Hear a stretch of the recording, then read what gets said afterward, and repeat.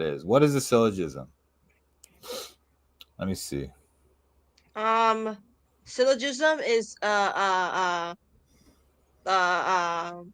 um Can you see that? ro- Is it too yeah. small? No, I can read it. Okay. Okay, could you read it? Yes. A syllogism is a structured logical argument. Premises equals the statement of facts. Conclusion equals what follows. If premises Right. are true and reasoning is valid, the conclusion must be true. Right. So the only way for them to disprove this is for them to show either one that one of the premises is false, or that the or the logic doesn't follow. Like the logic of the syllogism doesn't follow. Okay.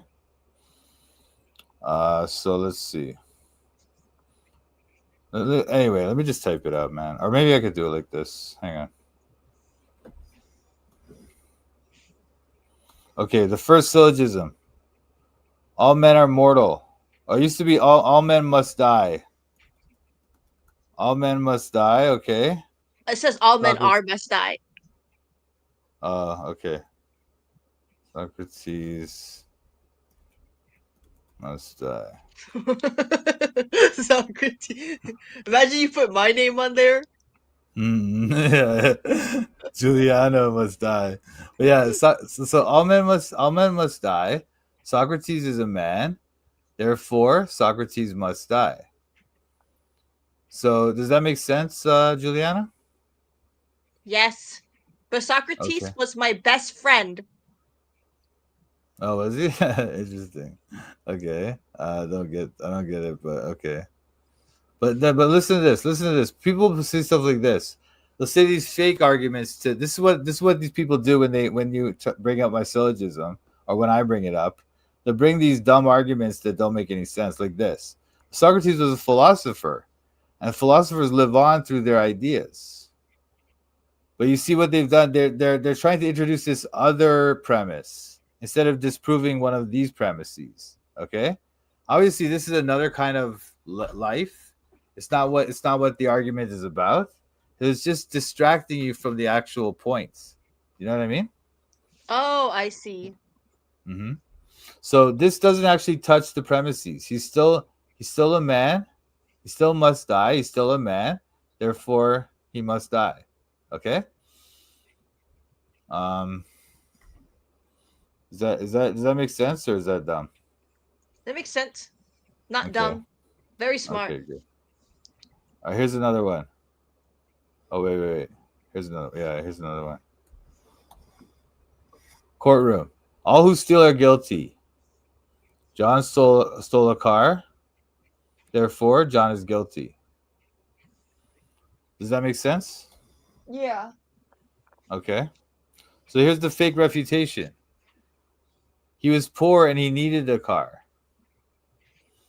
He's still guilty though. You see, they haven't actually disproved any of the premises. You understand? Oh yeah, they're like hop around it or something. Right. They're trying to get around it. They're trying to sort of introduce this other premise that's not related, right? And it's Yeah. not they're not allowed to do that. They have to either disprove one of these premises or show that the logic of it doesn't follow. That's the only options here. Okay. Otherwise, Yeah. they're departing from normal rational discourse. Okay. Let me give you another example. In sports, can you read it? Yeah. Number one, whoever scores most points wins. Number two, Team A scored more. Therefore, Team A won. Right. Now, let me give you the fake refutation here. Team A cheated. Check this out.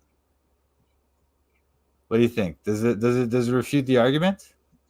No. What does it mean to play with more heart? Exactly. What does that mean? What does that even mean? And what's the important thing here, though? Has this actually disproved either of your premises? Yes, Has it? because playing with the heart is the key to success.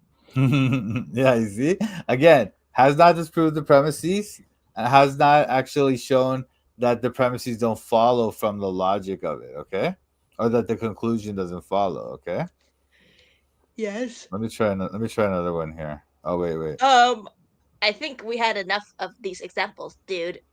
No, I think we need one more. Okay, Mister. What's his name? Um, Oh wait, this one sucks. Okay, last one. Can you read it?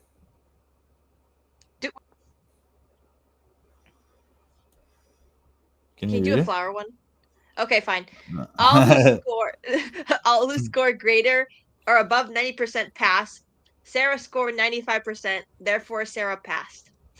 Right. What if somebody says Sarah just memorized and she doesn't really understand.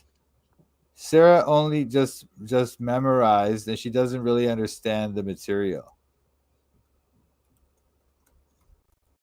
Does that change anything? No, Okay. So does that disprove the argument? no. All right, good. All right, so let me give you some examples of people who try to disprove the syllogism. Oh, you need braces. You need braces, dude. Sorry.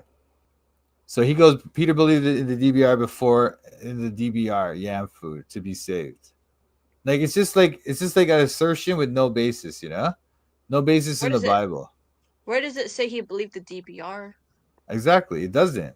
It doesn't say that because we can clearly show that he didn't understand it. Matthew 16:21 to 23, as my syllogism is based on, right? My syllogism is based on the idea that he did not understand it. So they're just foolish. This is foolish. And now he's trying to sing this. You have to obey the gospel to be saved. Well, that's not Obey. what. Hmm? The thing is, even if that's true, even Obey if that is isn't. true, well, whatever. Yeah, it's obey. It's so he meant to say obey, right? But anyway, even if this is true, it doesn't disprove the syllogism. It doesn't disprove the premise. The premise is Yeah. you must believe that Jesus is the Christ to be born of God. So even if this is true, you must obey the gospel to be saved. I agree. I agree. That's true. But it's also true that you must believe that Jesus is the Christ to be saved. So this does not disprove my premise. Okay. Yeah. The reason is that obey the gospel probably means believe in Jesus. That's what obey the gospel probably means. But whatever it Oh yeah. means, they have not disproved my syllogism. You understand? So when people bring these type of arguments, they bring them back to the syllogism. Just say which premise have you disproven? Which of the or how have you proven that the logic doesn't follow? You know, if they can't do that, Yeah. then they fail. So now this guy put this. This is heroism, by the way. He's like he always changes his identity. But he says this. It doesn't matter. I don't know. It doesn't matter if you call 1 John 4 a test or not. It still functions as a salvation condition. 1 John 4. Which one is that? Oh, 1 John 4 2 to 3. Hereby know ye the Spirit of God. Every spirit that confesses that Jesus Christ is come in the flesh is of God. That's talking about false teachers, though. I know. It's also talking about fellowship, like is of God. It doesn't say born of God. It says of God, right? So of Yeah. God, I mean, I Like, think you do have to be like, born of God to be of God, but you don't have to be. Not everyone who's born of God is of God. What do you think? yeah. Because there's like false teachers out there that they're not of God and Right, stuff. but they might have been born of God, but they're not of God right now. You know, Yeah. that's the That thing. they can't take a verse about false teachers or fellowship and make it about salvation. Exactly, exactly. But this is the thing. Like, yes, we know all that. We can dispute them on the claims of these things. But what they're not doing is disproving the premise. They can't disprove the premises because the premises are straight out of the Bible. They're They even straight agreed out of with the it Bible. too. They agree with it. They agree with them. But then they're trying to install these other ideas into it. But it's just because they're not understanding how logic works, how a syllogism works. Okay? Yeah. Um, so what's he saying here? So it doesn't matter if you. So I was saying 1 John 4 is not a test of salvation. It's it's a fellowship thing, right? That's what I was saying about this when they presented this. I think that's what I said up here. Maybe that's what I was saying up here. Anyway, whatever. So 1 John 4 is a test. It still functions as a salvation condition because John makes it clear that the Christ you must believe in is the one who truly came in the flesh. You see what he's saying? He's Go ahead. What do you think about that, Juliana? It doesn't say that. It doesn't say that. Right. It So says it what says if you confess that mm-hmm. Jesus came in the flesh. So if this is about salvation, that means that a person has to confess. Right, exactly. Confess it. That's another good point. I didn't even notice that part, but yeah, confess it. That's so now he's saying that instead of 1 John 5:1, where you have to believe that Jesus is the Christ, now this guy suggests you have to confess that Jesus came in the flesh. And if you don't, you're not born of God, you know? So What he's a putting wordplay. works into it. Yeah, this is just works. And this is the thing. This whole DBR belief requirement is a works-based salvation. It is. Because they're adding this thing you have to know in addition to believing that Jesus is a Christ. Okay? Hereby we know we the Spirit of God. Every spirit that confesses that Jesus is Christ is come in the flesh is of God. And every spirit that confesses not that Jesus Christ is come in the flesh is not of God. Yeah, so they're not of God. Doesn't mean they're not born of God. It just means that they're not of God. Okay? Later he says, this is he that came by water and by blood, even Jesus Christ. Not by water only, but by water and blood. So John is telling you the real Christ is you must believe in, not a stripped down version. Oh, so now what is he trying to say here now, Crafty? Um, John is telling you the real Christ you must believe in, not a stripped down version. He's Um, suggesting what do you think he's saying here? I don't even know what he's talking Okay, about. because he said later he says, this is he that came. This is what John's saying this, right? This is he that came by water and by blood. This is right after 1 John 5:1. He says this.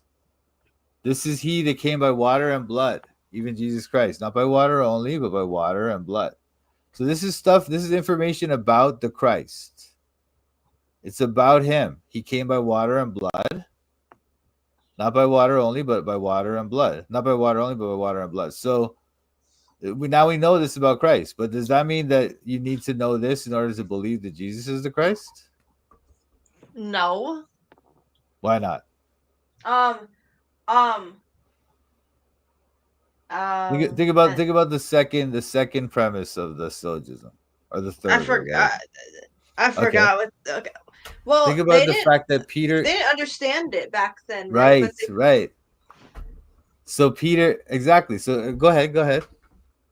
So they didn't understand it, but they did believe that he was the Christ. So that means that this little detail isn't part of the definition.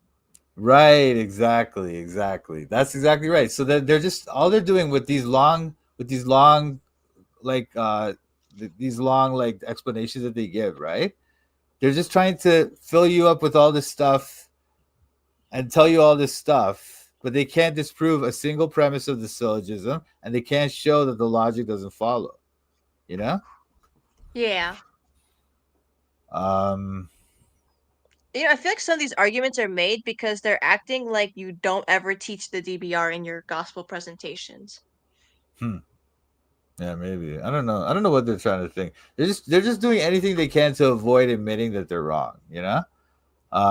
Basic logic. What you're doing is ignoring the whole letter of 1 John and cherry picking one verse while forgetting the rest. Is that true? Isn't that what they're doing? I know. Well, they're just not admitting like that's not how you read letters, Toronto. You're old enough, you should know better. See when they say this stuff, like what does it have to do with anything? You're old enough, you should know better. Like they're just Wait, trying to keep. if Yeah. they read the whole letter of First John, they would know it's about like talking to believers and fellowship and stuff like that. Mm-hmm. They should. They should. You have to, but look what he says here. You have to believe in the real historical Jesus Christ, not some stripped down version. Am I believing some stripped down version? I'm just believing what John said in 1 John 5:1, right? Yeah. Am I believing some stripped down version? No. And did you ever deny the DBR? No, you didn't. Exactly. That's exactly. So now he's saying this. That's exactly what Paul explained and proved that the Christ must suffer and rise from the dead. Why John testifies that the Father sent the Son to be the Savior of the world. Why Paul defines the gospel. And see, this is all just like, it's just like The rhetoric. repeat. Yeah. They're just repeating stuff, trying to fill your head with all this stuff. But they have not disproven the syllogism. They have not done that. They're acting like you never preached the cross ever. Because all of Yeah. this would say that, would talk about the DBR, but you Mhm. do preach the cross in your presentation. So Mhm. I don't know what they're going on about. Well, they're the thing is they still trying to claim that you must believe the DBR. You must believe it, and that's just not what that's not the case. Like the DBR is not the object of faith. This Jesus whom I preach unto you is Christ. This is the one we were looking at before, Acts 17, Yeah. right? So Yeah. opening and alleging that Christ must needs have suffered. So again, they already know what Christ is. Now he's telling them this thing they didn't know about Christ. They didn't know that Christ must suffer and rise from the dead. And because they didn't know that, that's why they don't understand that Jesus is the Christ.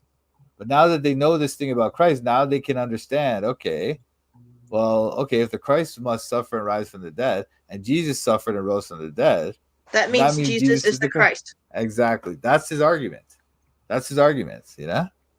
Yeah.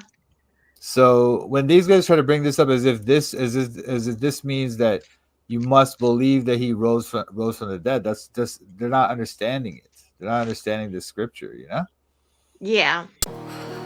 Okay, okay, okay, okay. I'm studying the Bible in Toronto. I'm studying the Bible in Toronto. I'm studying the Bible in Toronto. I'm studying the Bible in Toronto. Studying the Bible with Mike and Pat. These other YouTubers are just so trash. Hit the thumbs up if you wanna support. Go follow Mike as he follows the Lord. I'm studying the Bible in Toronto. I'm studying the Bible in Toronto. I'm studying the Bible in Toronto. I'm studying the Bible in Toronto. You better watch out, Mike's calling out the shills. If you're not free grace, you need to sit down and chill. We're not hyper grace, you know we keep it real. Eternally secure, you know that we're sealed. We don't back low, we're not workspace heretics. Mike's not in it for the money, trying to get a lick. They out here selling their souls for a couple clicks. Becoming Freemasons so they can't just get rich. I'm studying the Bible in Toronto. I'm studying the Bible in Toronto. I'm studying the Bible in Toronto. I'm studying the Bible in Toronto. Shout out to Mike and Pat. Check out his channel, Toronto Bible Study. Subscribe and like.